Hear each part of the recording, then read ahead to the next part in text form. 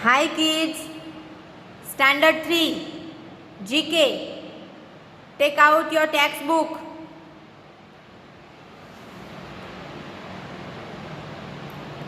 Chapter 15, page number 20. निकाला? Festival time मतलब त्योहारों का टाइम। कितना मज़ा आता है नहीं, फेस्टिवल आता है तो। पहले तो छुट्टी होती है सबसे पहले, उसका मज़ा, फिर नए नए कपड़े पहनना, नया नया अच्छा अच्छा खाना खाना। वैसे तो अच्छा ही खाते पीते हैं और पहनते हैं, लेकिन फेस्टिवल में कुछ अलग ही मज़ा है। अलग अलग मिठाइयाँ, अलग अलग खाना पीना, घूमना फिरना, एक दूसरे से मिलना, इंजॉय करना, बहुत ही मज़ा आता है फेस्टिवल में, है ना। और हर एक फेस्टिवल का अलग अलग महत्व होता है। हर फेस्टिवल के पीछे कोई ना कोई कहानी होती है, जो हमारे मम्मी पापा हमको हर त्यौहार में बताते हैं कि इसमें ये हुआ था, वो हुआ था, है ना। चलिए, अभी श्रावण मास भी चल रहा है ना। बहुत सारे त्यौहार आते हैं इस महीने में भी। तो ये है festival time. Festivals are joyous occasion celebrated with family and friends. Festival मतलब त्यौहार एक ऐसा आनंदमय होता है, ऐसा अनोखा मज़ा इसमें आता है। ओकेशन ऐसा होता है कि उसमें सब मज़ा करते हैं, इंजॉय करते हैं एंड सेलिब्रेट करते हैं फैमिली और फ्रेंड्स के साथ। Here is a list of festivals celebrated in various parts of India. यहाँ पे कुछ आपको फेस्टिवल्स दिए गए हैं, त्यौहार दिए गए हैं जो कि इंडिया के अलग अलग पार्ट में मनाए जाते हैं। Right where they are celebrated. आपको लिखना है कि वो त्यौहार कहाँ का है। सबके अलग अलग त्यौहार होते हैं ना। कोई दिवाली मनाता है, कोई ईद मनाता है, कोई बैसाखी मनाता है, कोई दुर्गा पूजा मनाता है, कोई गणेश उत्सव मनाता है। तो सबके अलग अलग त्यौहार होते हैं, लेकिन कौन सा त्यौहार कहाँ से आया हुआ है, मेनली उसको कहाँ पे मनाया जाता है, सबसे पौराणिक तरीके से, रीति रिवाज से, इसके बारे में हमें यहाँ पे पढ़ना है। वैसे तो अब हर जगह पे हर त्यौहार मनाया जाता है, लेकिन वो बेसिक कहाँ का है, वो कहाँ से मेन आया है, उसके बारे में यहाँ पे हम पढ़ेंगे। चलिए, फर्स्ट, ये सारी औरतें मिलके एक जैसा, देख रहे हैं यहाँ पे आप, एक जैसे ही कपड़े पहने हैं और सब डांस कर रही है। ये उनका फोक डांस है, बिहू। कौन सा डांस है? Bihu, folk dance. लेकिन ये फोक डांस कहाँ का है? बिहू सी आपको दिया हुआ है, आसाम। नीचे क्लूज है, देखिए, सी में क्या है? आसाम। तो ये बिहू जो फोक डांस है वो कहाँ का है? आसाम का। फिर दूसरा, सारे देखिए पंजाबी लोग हैं, दिख रहा है आपको? धोती कुर्ता, सर पे पगड़ी, और सब डांस कर रहे हैं, भंगड़े जैसा लग रहा है ना। क्या है ये? बैसाखी। कहाँ पे मनाई जाती है? अब पंजाबी लोग हैं तो जाहिर से समझ में आता है कि पंजाब में ही होगा, तो बी, पंजाब। लिखिए यहाँ 2 नंबर में बी, पंजाब। देखिए बैसाखी, इस तरह से सब मिलके डांस करते हैं। नेक्स्ट 3, रंगोली बनाई है फ्लावर्स से, अच्छे अच्छे कपड़े पहने हैं, दिख रहा है सबको? ओनम। क्या है ये? ओनम। ओनम कहाँ का है? ओनम कहाँ पे मनाया जाता है? डी, केरला में। ओनम केरला का फोक फेस्टिवल है, सॉरी फोक नहीं, फेस्टिवल है। 3 में आएगा डी। फिर 4, रथ यात्रा। रथ यात्रा मतलब भगवान जगन्नाथ पुरी, उस दिन उनको मंदिर से निकालकर रथ में बिठा के पूरे शहर में उनका आशीर्वाद देने के लिए घुमाते हैं। पूरे शहर में घूम के वापिस आते हैं, उसे बोलते हैं रथ यात्रा। एक रथ में बिठा के उनको हर जगह पे ले जाया जाता है। कहाँ का है ये त्योहार? ओडिशा, एच 4 में आपको लिखना है एच, ओडिशा। ये किनका त्योहार? ये भगवान Jagannath Puri. Okay, next 5th Chhath. हम मनाते हैं ना सातम आठम, उसी तरह से ये छठ। ये छठ का त्योहार है। सारी औरतें पानी में ये सब पवित्र चीज़ें बहा रही है या फिर दे रही है। क्या है ये? कहाँ का है? ए, बिहार। बिहार में इस तरह से ये औरतें पूजा करके ये छठ का त्योहार मनाती है। 5th में लिखिए ए, लिखा। Next 6 Ugadi.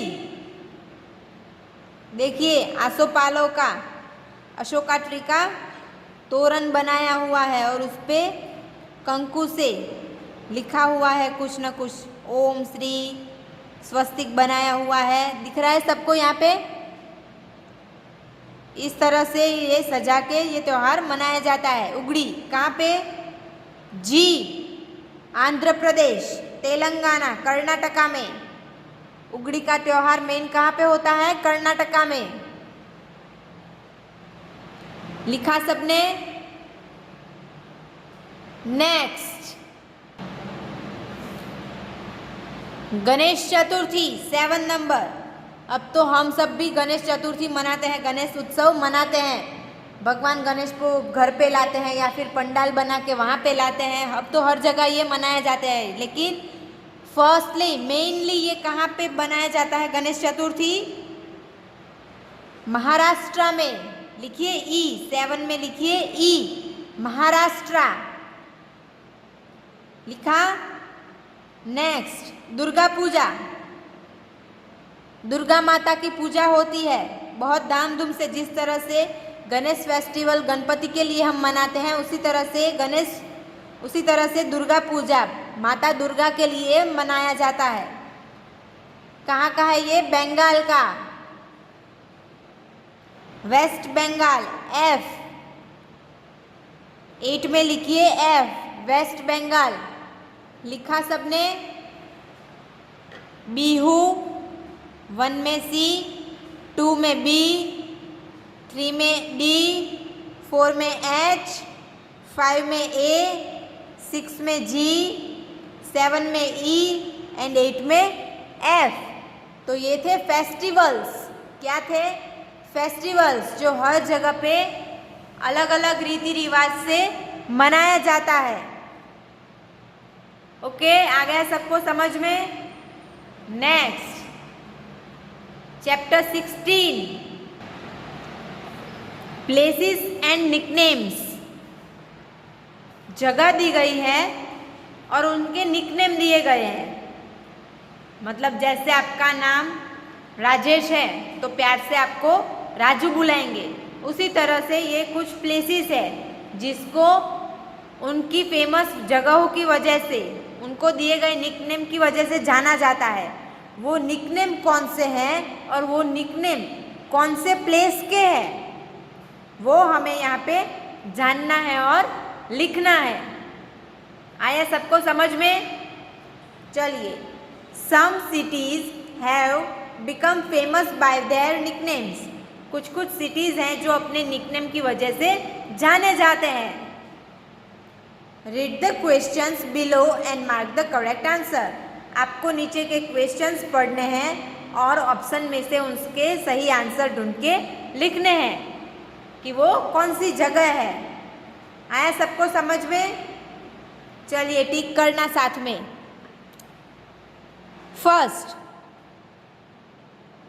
Which city is known as the silicon Valley of India. India का सिलिकॉन वैली कौन सा सिटी है, किसको इस नाम से जाना जाता है? बेंगलुरु, जालंधर या फिर कोची? तो इसमें आएगा ए, बेंगलुरु।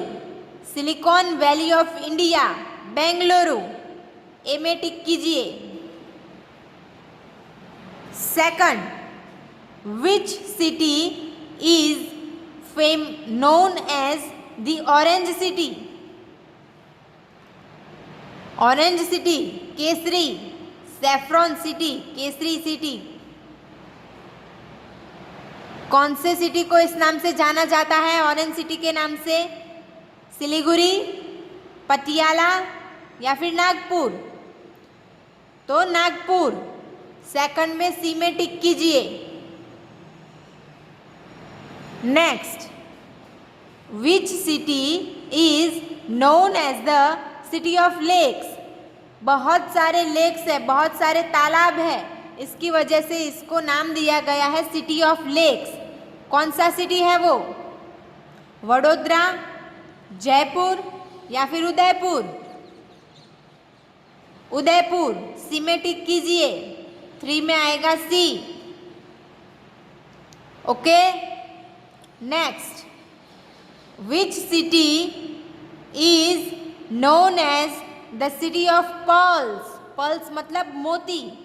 मोती का सिटी किसे बोला गया है? चंडीगढ़, हैदराबाद या फिर लखनऊ? तो city of pearl is Hyderabad. 4 में बी पे टिक कीजिए। Next, fifth, which city is known as the city of joy? आनंद का सिटी, जॉय का सिटी किसको बोला गया है? कोलकाता, जमशेदपुर या फिर कोयम्बतूर? तो city of joy is Kolkata. 5 में आएगा ए में टिक कीजिए। किया? Next, 6, which city is known as the city of dreams? सपनों का शहर किसे बोला गया है? ये तो सबको पता होगा, बहुत सारी फिल्मों में भी हम सुनते आए हैं। City of dreams, Delhi, Mumbai या Ahmedabad? Mumbai, city of dreams. वहाँ पे सारे सपने पूरे होते हैं क्योंकि वहाँ पे काम करने की जगह ज़्यादा मिल सकती है, बहुत सारा काम आपको मिल सकता है इसीलिए। Which city is known as the Rome of the east? Rome of the east किसको माना गया है? रांची, लुधियाना या फिर मंगलौर? मंगलौर। 7 में आएगा सी में टिक कीजिए। 8, which city is known as the tea city of India? चाय का शहर किसे माना गया है? Tea city of India? Guwahati, Shillong या फिर डिब्रूगढ़? इसमें आएगा डिब्रूगढ़। सी, 8 में आएगा सी में टिक कीजिए। फिर है 9, which city is known as the city of nawabs? वहाँ पे बहुत सारे नवाब हैं, अभी भी नवाब दिख सकते हैं आपको। सिटी ऑफ नवाब कौन है? कानपुर, लखनऊ या फिर कोल्हापुर? लखनऊ। 9 में आएगा B. 10, which city is known as the queen of hills? Queen of hills किसे माना गया है? मसूरी, पुणे या फिर पौंडीचेरी? इसमें आएगा मसूरी। 10 में लिखिए ए में टिक कीजिए। लिखा सबने? Silicon Valley of India Bengaluru, orange city Nagpur, city of lakes Udaipur, city of pearls, Hyderabad. City of joy, Kolkata. City of dreams, Mumbai. Rome of the east, Mangalore. Tea city of India, Dibrugarh. City of nawabs, Lucknow. Queen of hills, Mussoorie. लिखा सबने? आ गया सबको समझ में? ये थे festival time और ये थे प्लेसेस एंड निकनेम्स। ओके, अब आपका होमवर्क किस तरह से आपको लिखना है, तो 15 चैप्टर में आपको पहले हेडिंग लगाना है चैप्टर 15, फिर लिखना है 1 बिहू, फिर लिखना है सी, लेकिन सी नहीं लिखना है, उसमें सी में जो नेम लिखा है सिटी का वो लिखना है आसाम। बिहू कहाँ का है? आसाम का। तो पहले आपको लिखना है 1, फिर लिखना है BIHU बिहू, और आंसर में लिखना है आसाम, ASSAM। 1 बिहू आसाम, 2 बैसाखी पंजाब, 3 ओनम केरला, 4 रथ यात्रा उड़ीसा। इसी तरह से सारे के सारे फेस्टिवल और उनके सिटीज़ के नेम आपको अपनी नोटबुक में लिखने हैं। आया समझ में? उसी तरह से 16 चैप्टर में पहले आपको लिखना है क्वेश्चन और फिर उसका आंसर, डायरेक्ट आंसर लिखना है। ऑप्शंस, तीनों ऑप्शंस नहीं लिखने हैं, सिर्फ answer. 1 which city is known as the Silicon Valley of India, तो क्या आंसर आएगा? बेंगलुरु। तो आपको सिर्फ आंसर लिखना है बेंगलुरु। उसी तरह से second, which city is known as the orange city, तो आंसर में आएगा नागपुर। आया सबको समझ में किस तरह से आपको होमवर्क करना है? आ गया समझ में? अच्छी बात है। चलिए, तो ये है आपका homework, chapter number, right chapter 15 and chapter 16 in your GK notebook. आपको ये दोनों चैप्टर जिस तरह से मैंने समझाया है उसी तरह से आपको अपनी नोटबुक में लिखना है। ओके, आ गया सब समझ में? चलिए, थैंक यू।